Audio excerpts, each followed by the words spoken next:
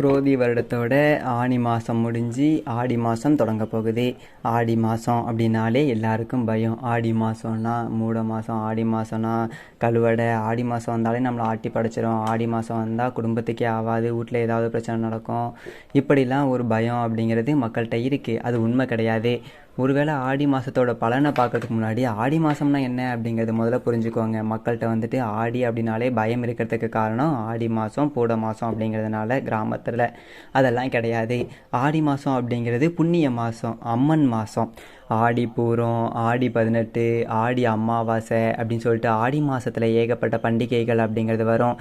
இந்த ஆடி மாதத்தில் தான் பார்த்தீங்க அப்படின்னா அம்மன் கோவிலில் கூழ் ஊற்றுறது, பால் குடம் எடுக்கிறது, தீ மிதிக்கிறது, இந்த மாதிரியான விழாக்கள் எல்லாமே நடக்கும். அந்த மாதிரி மதுரை வீரன், சூளசாமி, ஐயாரப்பன், இந்த மாதிரி சிறு தெய்வ வழிபாடு, குலதெய்வ வழிபாடு எல்லாமே இந்த ஆடி மாதத்தில் தான் களைகட்டும். அப்போது இந்த ஆடி மாதத்தை பொறுத்த வரைக்கும் இந்த வெயில் காலம் முடிஞ்சு மழை வர ஆரம்பிச்சிடும். அப்படிங்கிறதுனால ஆடி பட்டம் தேடி பார்த்து விதைன்னு சொல்லியிருக்காங்க. விவசாயி வந்துட்டு விதைச்சிட்டு இருந்த காசை ஃபுல்லாக முதல்ல போட்டு வச்சுட்டு சும்மா உட்காந்துருப்பாங்க, கையில் 10 ரூபா இருக்காது. அதனால தான் இந்த மாதிரி மாதத்தில் தள்ளுபடி விலையில் பொருள்லாம் கொடுக்கறது. ஆடி மாதத்தை பொறுத்த வரைக்கும் நல்ல மாதம்தான், பீடை மாதம்லாம் கிடையாது. தெய்வத்துக்கு உகந்த இந்த ஆடி மாதம். இந்த ஆடி மாதத்தை நாம் நேர்மறை எண்ணத்தோடு கொண்டு வந்தோம் அப்படின்னாலே ஏகப்பட்ட நன்மைகள் அப்படிங்கிறது நிறைய நடக்கும். அப்படிப்பட்ட ஒரு புனிதமான ஆடி மாதத்தோட கிரகநிலைகள் அப்படின்னு பார்த்தீங்க அப்படின்னா, சந்திர பகவானுடைய வீடான கடகராசியில் சூரிய பகவான் இருக்கக்கூடிய ஒரு இடம், அதான் ஆடி மாதம் அப்படிங்கிறது. இந்த மாதத்தில் பார்த்தீங்க அப்படின்னா செவ்வாய் மாதம் முழுக்க குருவோட இணைஞ்சு குரு மங்கள யோகத்தை கொடுக்குறாரு ரிஷபராசியில். சுக்கிர பகவான் மாத தொடக்கத்தில் கடகராசியில் இருக்கார், 16ஆம் தேதி சிம்ம ராசிக்கு போகிறாரு. அதே மாதிரி புதன் கடகராசியில் இருக்கார், 5ஆம் தேதி அன்னைக்கு புதன் வக்ரமாகிறாரு. 5ஆம் தேதியிலேருந்து 28 தேதி வரைக்கும் புதன் வக்ரம் அடைகிறாரு. அதோட குரு பகவான் ரிஷபராசியில் மாதம் முழுக்க இருக்க போகிறாரு. சனி பகவான் கும்பராசியில் வக்ரத்தில் இருக்கார். விஷப்பாம்பு ராகு மீனத்திலையும், விஷமற்ற பாம்பு கேது கண்ணிலையும் இருக்க போகுது. இந்த கிரக நிலைகள் இந்த அற்புதமான அம்மன் மாதம், புனிதமான ஒரு மாதத்தில் உங்களுக்கு என்ன நன்மைகளை செய்ய போகுது? கும்பராசி நேயர்களே, உங்களுக்கு இந்த ஆடி மாதம் எப்படி இருக்குது அப்படின்னு சொல்லிட்டு பார்த்தோம் அப்படின்னா, இந்த ஆடி மாத கிரக நிலைகள் அப்படின்னு சொல்லிட்டு பார்த்தீங்க அப்படின்னா, ராசிதிபதி சனியோட நிலையில் மாற்றம் இல்லை. அதாவது உங்கள் ராசியிலே இல்லை, வக்ரகதி அடைஞ்சிருக்காரு. 2ல் ராகு, 8ல் கேது அப்படின்னு சொல்லிட்டு கிரகங்கள் எல்லாமே பெருசாக நன்மை அப்படிங்கிறத கொடுக்கக்கூடிய ஒரு இடத்துலையும் இல்லை. அதோட இந்த ஒரு ஆடி மாதம் அப்படிங்கிறது பெரும்பாலும் பார்த்தீங்க அப்படின்னா ஒரு சுமார் அப்படிங்கிற மாதிரி தான் கும்பராசிக்காரர்களுக்கும், மகரம் கும்பம் 2 ராசிக்காரர்களுக்குமே ஒரே மாதிரி தான் இருக்கும். இருந்தாலும் கொஞ்சம் பொருளாதார ரீதியாக சின்ன சின்ன நன்மைகள் அப்படிங்கிறது இருக்குது. எதிரிகளுடைய ஒரு தொல்லை ஒரு பக்கம் வந்தாலும் கொஞ்சம் நீங்கள் அதெல்லாம் தாண்டி ஜெயிச்சு ஒரு 10 ரூபா சம்பாதிக்கக்கூடிய ஒரு அமைப்பு அப்படிங்கிறது இருக்கும். அதில் எந்த விதமான ஒரு மாற்றங்களும் இருக்காது. குடும்ப பிரச்சனை அப்படிங்கிறது கொஞ்சம் கூடுதலாகும். அது வேணும் இது வேணும் அப்படி சொல்லிட்டு நம்ம கையிருப்பை விட ஒரு 10 ரூபா செலவு அப்படிங்கிறது கூட போயிட்டே இருக்கும். கடன் வாங்க வேண்டிய ஒரு சூழல் அப்படிங்கிறதுல தான் இருப்பீங்க. அதில் ஒன்றும் பெருசாக மாற்றுக்கருத்து அப்படிங்கிறது இல்லை. நம்மக்கிட்ட பணமே நிறையா இருந்தது, ஒரு 10 ரூபா ஒரு தொட்டை கொடுத்து வச்சுருந்தாலும் அது திருப்பி வாங்குறப்போ போதும்னு ஆகி போகும் அப்படிங்கிறது தான் இந்த ஒரு மாதம் இருக்கும்.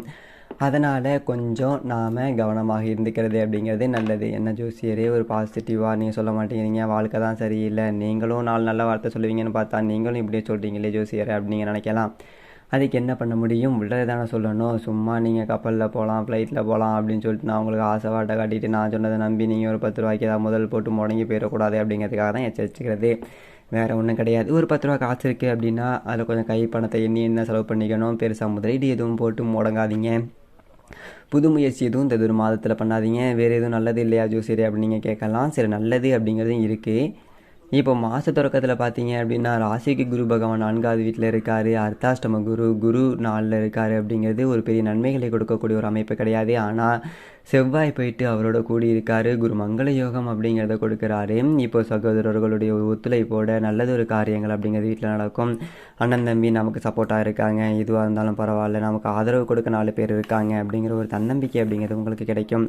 குரு பார்வை ராசிக்கு 10ல் விழுகுது அப்படிங்கிறதுனால தொழிலை விரிவு செய்யலாம், புது முதலீடு போடலாம் அப்படி சொல்லிட்டு நினைப்பீங்க. ஆனால் வேண்டாம் அப்படிங்கிறத சொல்லிக்கிறேன். ஜென்மசனியினுடைய ஒரு ஆதிக்கம் இருக்கிறதுனால எதிர்பார்த்த ஒரு லாபம் அப்படிங்கிறது கிடைக்காது. உழைப்புக்கு தகுந்த ஒரு பலனை எதிர்பார்க்க முடியாது. அதற்கு பேசாமல் நம்ம உழைச்சிட்டு போகலாம். உழைப்பு மட்டும்தான் எப்போதுமே தொழிலில் போட்டு முடங்கிக்கிட்டு 10 ரூபா கடனாக முடங்கிட்டு இருக்கணும் அவசியம் கிடையாது. கூடுமான வரைக்கும் கடன் வாங்கி முதலீடு போடணும் அப்படிங்கிற என்ன இருந்துச்சு அப்படின்னா அதை அப்படியே விட்டுருங்க, தேவையில்லை.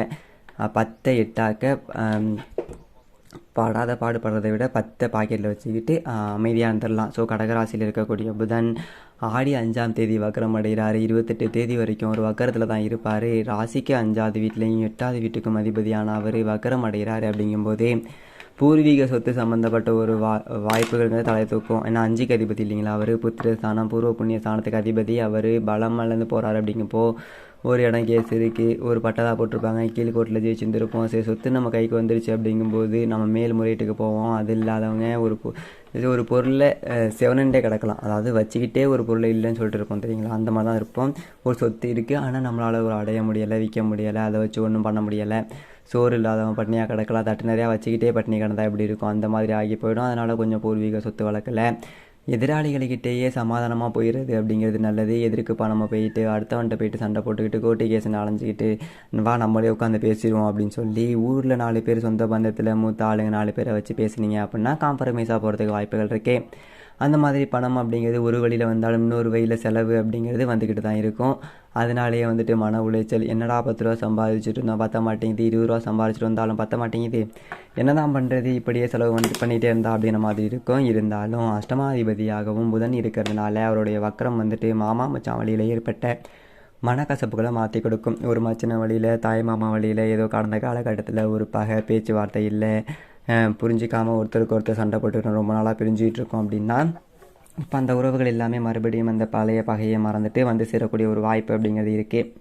சனி பகவானுடைய வக்கரம் அப்படிங்கிறது நம்ம பார்க்கணும். வரவை விட செலவு கூட கொடுத்துருவார். ஜென்ம சனி, வழக்குகள் வரும், கவனமாக இருந்துக்கணும். அந்த மாதிரி ராத்திரி பகலாக போகிறான்னாலும் ஒரு 10 ரூபா நமக்கு பணம் கிடைக்கிறது அப்படிங்கிறது கஷ்டம். சக பணியாளர்கள்கிட்ட உங்களுடைய திட்டங்கள், உங்களுடைய வருமானம், உங்களுடைய குடும்ப விஷயங்கள் இதெல்லாம் பகிர்ந்துக்காதீங்க.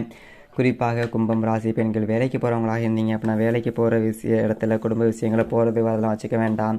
அந்த மாதிரி யாரும் எங்கேயோ 2 பேர் சண்டை போட்டுக்கிட்டாங்க அப்படின்னா அவங்ககிட்ட நின்று வேடிக்கை பார்க்கக்கூடாது, தேவையில்லாத பிரச்சனை நம்ம பக்கம் வந்துடும். அந்த மாதிரி வம்பு வழக்கு தேடி வரக்கூடிய ஒரு வாய்ப்புகள் இருக்கிறதுனால கூடுமான வரைக்கும் விவாதம் போக்குவரத்துன்னு யாருக்கிட்டையும் பண்ணாதீங்க. ஒருத்தருக்கும் தர்க்கம் பண்ணாதீங்க. ஒரு டீ கடைக்கு போய் உட்காந்துருப்போம், ஒரு கட்சி அரசியல் பேசிகிட்டு இருப்போம், நமக்கு தெரிஞ்சவங்க தப்பாக பேசுகிறாங்க, நம்ம போய் இல்லைப்பா அது எப்படி இப்படி அப்படி இல்லை இப்படின்னு சொல்லிட்டு பேசுவோம். அதனால் சண்டை வரும். அதனால் கூடுமான வரைக்கும் கவனமாக இருக்கணும். சமூக வலைதளத்தில் எழுதும்போது கவனமாக இருக்கணும். ஒரு அரசியல் பேச்சாளர் அப்படின்னா பொதுவெளியில் பேசும்போது கவனமாக இருக்கணும். ஆதாரமற்ற கருத்துக்களை பகிர்ந்துடக்கூடாது. அப்படி பிரச்சனை வரக்கூடிய ஒரு வாய்ப்புகள் இருக்கு, கூடுதல் கவனத்தோடு இருந்துக்கோங்க.